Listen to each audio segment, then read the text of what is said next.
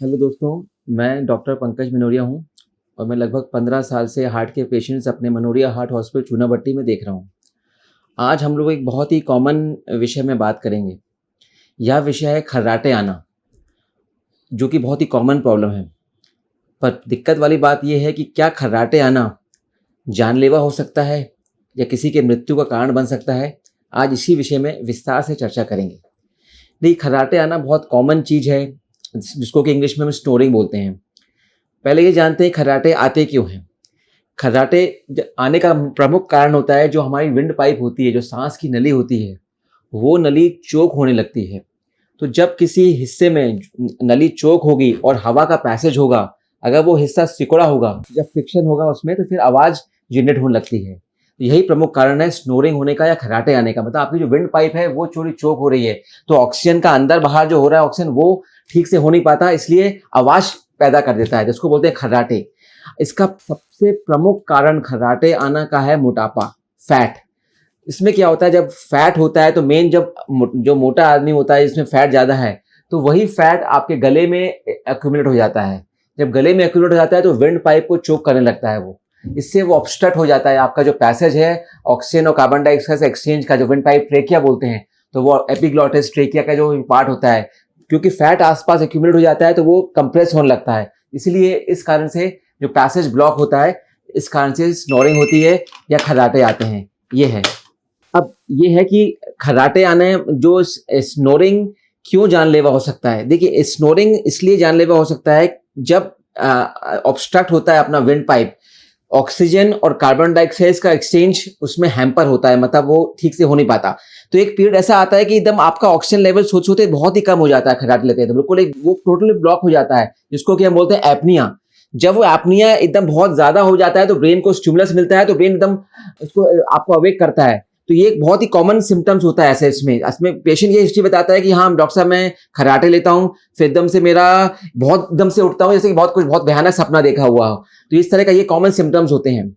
और जिनको ये ऑब्स्ट्रक्टिव स्लीप एपनिया बोलते हैं, ये खर्राटे वाली बीमारी होती है। यूजुअली जो उनके फेस होते हैं वो काफी स्वोलन होते हैं, आईज रेड होती हैं, एक पफी फेस होता है उनको।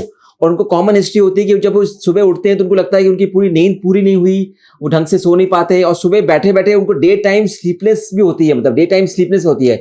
मतलब बैठे बैठे कोई भी काम कर रहे हैं एकदम झपकी लग जाना, बात करते करते झपकी लगाना, ड्राइव करते करते झपकी लगाना, ये बहुत कॉमन होता है। तो ये इस तरह से हम लोग पहचानते हैं कि हाँ ये पेशेंट स्नोरिंग वाला है या ऑब्स्ट्रक्टिव स्लीप एपनिया वाला है।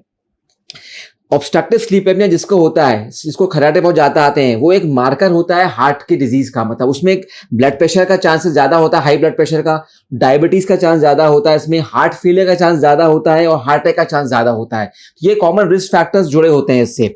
इसके अलावा इन जनरल जब बहुत सीवियर टाइप का ऑब्स्ट्रक्टिव स्लीप एपनिया होता है, तो जैसे मैंने बताया कि पहले एक एपनिया होता है एकदम, मतलब ऑक्सीजन लेवल कम हो जाता है, फिर एकदम ब्रेन को स्टिमुलेट करता है। जब ऑक्सीजन लेवल जरूर ज्यादा कम हो जाता है तो आदमी अवेक होता है, लेकिन कई बार क्या होता है, इतना ज्यादा कम हो जाता है कि जो स्टिमुलस चाहिए हमें उठने का, वो स्टिमुलस भी खत्म हो जाता है एडवांस स्टेज में। तो फिर आदमी कई बार, आपने सुना होगा, सोचो बिल्कुल आदमी की डेथ हो जाती है कई बार, क्योंकि वो ब्रेन स्टिमुलेट ही नहीं कर पाता वो। तो ये बहुत सीवियर फॉर्म ऑफ खर्राटे हो जाता है। तो खर्राटे को बिल्कुल भी लाइटली नहीं लेना है। खर्राटे बहुत ज्यादा आ रहे हैं, आपको लग रहा है कि आप दिन में भी सो रहे हैं, बैठे बैठे सो रहे हैं, आपका फेस स्वॉलन है, आंखें रेड हो रही हैं, तो ये आपको कभी भी फ्रेशनेस नहीं महसूस होती, तो ये ऑब्स्ट्रक्टिव स्लीप एपनिया ओएसए जिसको बोलते हैं, उसके लक्षण हो सकते हैं। अब आता है कैसे इसको हम इन्वेस्टिगेट करते हैं। इसमें जो प्रमुख जांच होती है उसको बोलते हैं स्लीप स्टडी।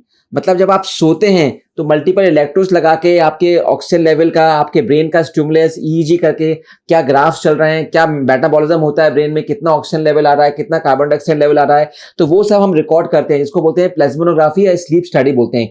वहाँ स्लीप स्टडी आपके घर में जाके की जाती है। मतलब आपको बोलोगे तो फिर आपका टेक्नीशियन आपके घर में आता है, यूजुअली आपके नॉर्मल एनवायरनमेंट में करते हैं। आपको रात को 10 बजे मशीन लगाते हैं और सुबह 6 बजे मशीन निकाल देते हैं, और आप आराम से जिस करवट सोना है आप सो सकते हैं, और पूरी आपकी रिकॉर्डिंग होती है। फिर हम लोग देखते हैं रिकॉर्डिंग में कि क्या आपका पैटर्न है, आपका कितना ऑक्सीजन लेवल कम हो रहा है रात में, आप क्यों कार्बन डाइऑक्साइड कितना बढ़ रहा है, तो उसके हिसाब से हम एपनिया, हाइपर एपनिया इंडेक्स निकालते हैं, एपीआई इंडेक्स बोलते हैं, वो निकालते हैं। तो उसके हिसाब से फिर हम आपको आप सलाह देते हैं आगे क्या करें। तो इस तरह से ये जांच होती है। अब आते हैं ट्रीटमेंट में। सबसे प्रमुख ट्रीटमेंट है इसकी लाइफस्टाइल। अगर आपकी लाइफस्टाइल अच्छी है, आपने मोटापा कम कर लिया, फैट कम कर लिया, तो ऑटोमेटिक जो गले का फैट है वो कम होता है, तो जो कंप्रेशन हो रहा है विंड पाइप का वो ऑटोमेटिक कम होता है, उससे फिर धीरे धीरे करके फिर आपका वो चीज़ें ठीक हो सकती हैं। तो आपने मोटापा कम कर लिया तो ऑब्स्ट्रक्टिव स्लीप एपनिया कम हो जाएगा, खर्राटे कम हो जाएंगे। साथ ही साथ अगर उसके जरिए जो आपका ब्लड प्रेशर हाई है वो कंट्रोल कर सकते हो आप, डायबिटीज इजीली कंट्रोल हो जाएगी आपकी, हार्ट अटैक की रिस्क कम हो जाएगी, हार्ट की पंपिंग इंप्रूव हो जाएगी। तो बहुत सारी चीजें उससे जुड़ी होती हैं इस मोटापे से। तो मोटापा कम हो जाएगा तो आपका ऑब्स्ट्रक्टिव स्लीप एपनिया या खर्राटे की बीमारी सॉल्व हो सकती है। दूसरा, कई बार सब करने के बाद भी प्रॉब्लम सॉल्व नहीं होती तो हम एक मशीन बोलते हैं जिसको कि बोलते हैं सीपैप मशीन। ये बहुत सिंपल मशीन होती है, उसका मास लगा के एक छोटी सी मशीन आप अपने खरीद लेते हैं, उसको अपने साथ रखते हैं, रात को जब भी सोते हैं मशीन लगा लेते हैं। मशीन ऑटोमेटिक मशीन होती है, जैसे ही ऑन करते हैं तो कंप्रेस्ड एयर आपको देती है, मतलब वो जो लंग्स का काम वो मशीन करने लगती है, मतलब ऑक्सीजन को अंदर लेना, कार्बन डाइऑक्साइड को बाहर फेंकना, जो कि हम खुद नहीं कर पाते क्योंकि हमारा विंड पाइप कंप्रेस रहता है। तो वो फोर्सफुली पॉजिटिव प्रेशर से ऑक्सीजन को अंदर ले लेती है और कार्बन डाइऑक्साइड को बाहर फेंक देती है। तो उसके जरिए आपकी खर्राटे की प्रॉब्लम सॉल्व हो जाती है, आप साउंड स्लीप लेते हैं और जब सुबह उठते हैं तो आपको बहुत फ्रेश महसूस होता है। छोटी सी मशीन होती है, 25-30 हज़ार की मशीन आती है, वो हमेशा जिनको क्रॉनिक प्रॉब्लम होती है वैसे कि उनको हम बोलते हैं परचेज कर लीजिए, घर पे रखिए और रात को लगा लीजिए, दिन भर आप फिर स्वस्थ रहेंगे। तो ये परमानेंट, ये अच्छा इलाज होता है एक सीपैप मशीन का। लेकिन लाइफस्टाइल मैंने कहा वो बहुत इंपॉर्टेंट है, मोटापा कम करना बहुत इंपॉर्टेंट है। तो हमें आज ये बात समझना पड़ेगा कि खर्राटे को हम लाइटली ना लें।